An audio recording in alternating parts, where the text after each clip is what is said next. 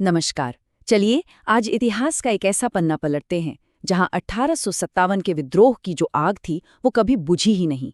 ये कहानी है बिहार की एक बहुत ही दूर दराज ब्रिटिश चौकी की, एक ऐसी जगह जहां आज़ादी की लड़ाई मौत के बाद भी चलती रही।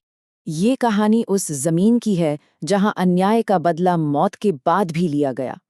मतलब एक ऐसी लड़ाई जिसका अंजाम इतना डरावना था कि अंग्रेजों को अपनी ही बनाई हुई सल्तनत छोड़कर भागना पड़ गया। तो चलिए अब जरा गहराई से समझते हैं कि आखिर वो कौन सी ऐतिहासिक घटनाएं थीं जो इस पूरी अलौकिक कहानी की वजह बनी। तो बात है 1857 की, जब पूरे भारत में क्रांति की लहर दौड़ रही थी। इसी दौरान बिहार के सहरसा इलाके में कुछ स्वतंत्रता सेनानियों ने मिलकर एक ब्रिटिश चौकी पर कब्जा कर लिया। लेकिन अफसोस, ये जीत ज्यादा दिन तक नहीं टिक पाई। अंग्रेजों ने एक बहुत बड़ी फौज भेजी और बड़ी बेरहमी से उस चौकी को वापस छीन लिया। और बस यहीं से शुरू हुआ मौत का वो सिलसिला, जिसमें विद्रोहियों और उनके हमदर्दों सबको एक एक करके मौत के घाट उतारा जाने लगा। चौकी के ठीक सामने एक बहुत बड़ा पुराना बरगद का पेड़ था और अंग्रेजों ने इसी पेड़ को बना दिया था फांसी घर। अब जिस किसी पर भी क्रांति में शामिल होने का जरा सा भी शक होता, उसे सीधा इसी पेड़ पर लटका दिया जाता था। इन बेरहम हत्याओं के बाद चौकी का पूरा माहौल ही बदलने लगा। वहां जो ब्रिटिश सैनिक तैनात थे, उन्हें अपने आसपास अजीब और बेचैन कर देने वाली घटनाओं का एहसास होने लगा। सैनिकों को हर पल ऐसा लगता कि कोई उन्हें देख रहा है।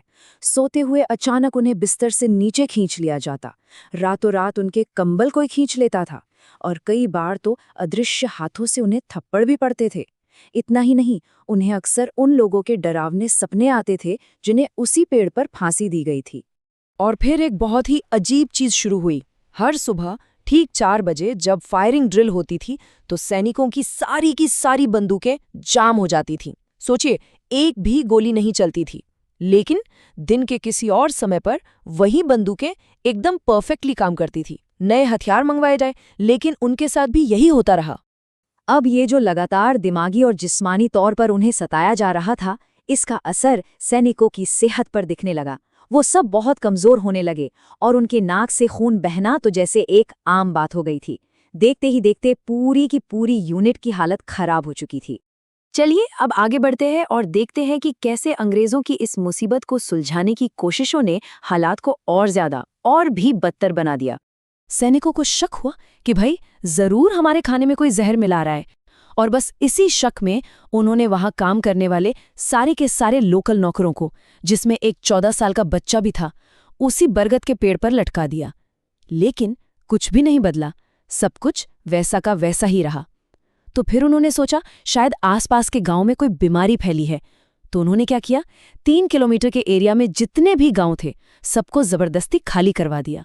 और जानते हैं इसके बाद क्या हुआ? वो इलाका जैसे ही खाली हुआ, ये डरावनी घटनाएं और भी ज्यादा और भी भयानक हो गई।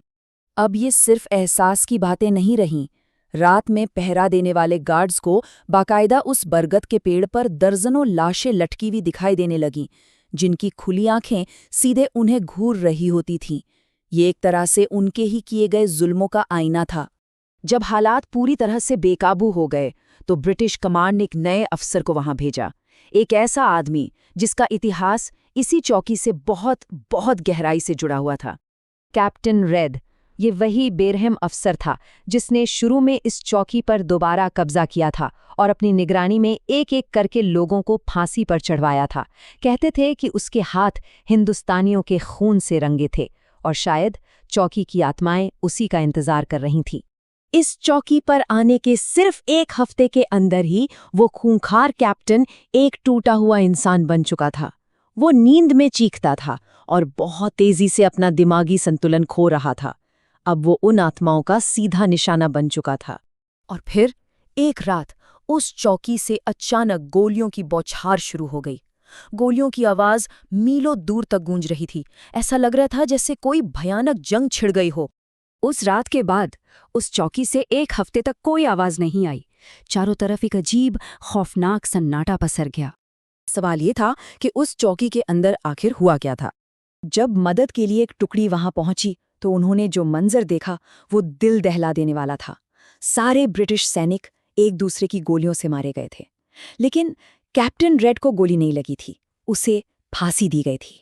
उस रात की जंग तो खत्म हो गई, लेकिन उस चौकी की कहानी अब एक किंवदंती बनने वाली थी। और सबसे ज्यादा हैरान करने वाली बात ये थी कि ये पूरी घटना ठीक उसी तारीख को हुई जिसके ठीक 1 साल पहले उस 14 साल के नौकर लड़के को फांसी पर लटकाया गया था। यही वो सवाल है जिसने ब्रिटिश जांचकर्ताओं के भी होश उड़ा दिए। अगर बाकी सारे सैनिक मर चुके थे, तो फिर कैप्टन को फांसी किसने दी? इस घटना के बाद तो किसी भी ब्रिटिश सैनिक ने उस चौकी पर तैनात होने से साफ इनकार कर दिया। आखिर में हाई कमांड ने ऑफिशियली उस जगह को छोड़ दिया। 150 से ज्यादा साल बीत चुके हैं, वो जमीन आज भी वीरान पड़ी है। उस पर कुछ भी बनाने की हर कोशिश आज तक रहस्यमय तरीके से नाकाम ही रही है।